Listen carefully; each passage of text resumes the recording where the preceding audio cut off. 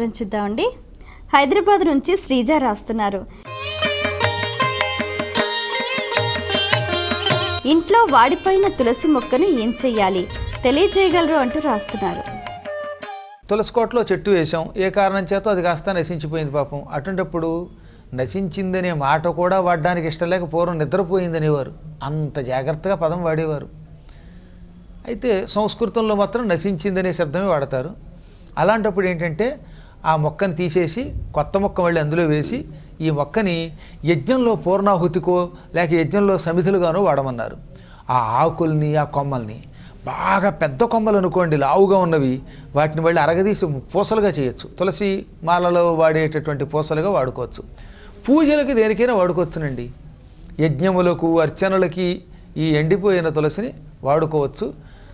అత్యావశ్యక స్థితి అయితే ఎవరూ తొక్కని చోట ఎక్కడన్నా మూల వేయాలి. అంతేగాని పెంట మీద మాత్రం ఎట్టి పరిస్థితుల్లో ఈ తులసిని వేయకూడదు. పందులు తిరిగే చోట వేయకూడదు.